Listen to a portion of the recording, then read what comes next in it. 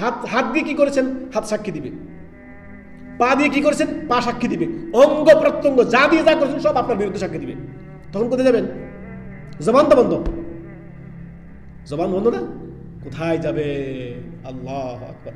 চিন্তা করেন তো, আমরা যতই আমরা মনে করি যে আমাদের পাপটা পৃথিবীর কেউ দেখেনি, ওই আল্লাহর বান্দাকে জেনে রাখা উচিত তার যে সৃষ্টিকর্তা রব্বুল আলামিন অবশ্যই প্রত্যেকটি বিষয় আপনার প্রত্যক্ষদর্শী, অর্থাৎ আল্লাহ সব কিছু দেখেন, শোনেন।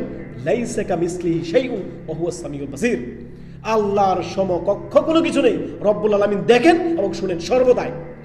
আপনি যেখানে থাকেন না কেন, যেই অবস্থায় থাকেন না কেন, আল্লাহ রাব্বুল আলামিন আপনাকে দেখেন, এই কথা মনে রাখতে হবে। গুনাহ করতেছেন, রব্বুল আলামিন আমাকে দেখতেছেন। একাকী ঘরে আছেন, রব্বুল আলামিন আমাকে দেখতেছেন। ফেরেশতাগণ আমার গুনাহগুলো লিখতেছেন। আল্লাহ আমার সমস্ত কিছু পর্যবেক্ষণ করছেন, দেখছেন। গুনাহ কিভাবে সম্ভব? জেনারা বিচার করতেছেন, টেলিফোনে কথা বলতেছেন, চ্যাটিং করতেছেন, সব কিছুই তো আল্লাহ জানে। কোনো কিছু আল্লাহর কাছে গোপন নাই। আসমান ও জমিনে কোনো কিছুই আল্লাহর কাছে গোপন নাই।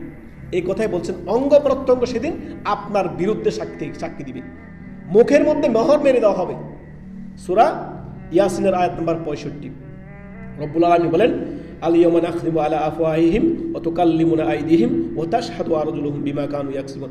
যে তোমাদের আজকের দিনে জবানের মধ্যে মোহর মারি দেওয়া হবে এবং কি করা হবে? তোমাদের জবানকে মোহর মেরে দেওয়া হবে।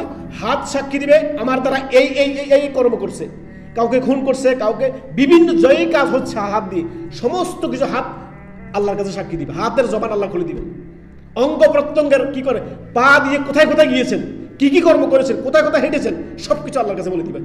হাত পা অঙ্গ প্রত্যঙ্গ সবকিছু কথা বলা শুরু করবে। আল্লাহ বলবেন তাদের জবান দিয়ে দিবে আল্লাহ তাআলা।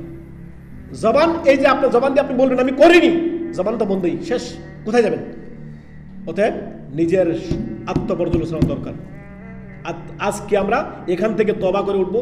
যদি আমাদের তারা বিন্দু পরিমাণ ত্রুটিও থাকে, চেষ্টা করবো আমরা নিজেকে সংশোধন করার, চেষ্টা করবো আপডেট হওয়ার। আল্লাহ আমাদেরকে তৌফিক দান করুন। আল্লাহুম্মা আমিন, আল্লাহুম্মা আমিন।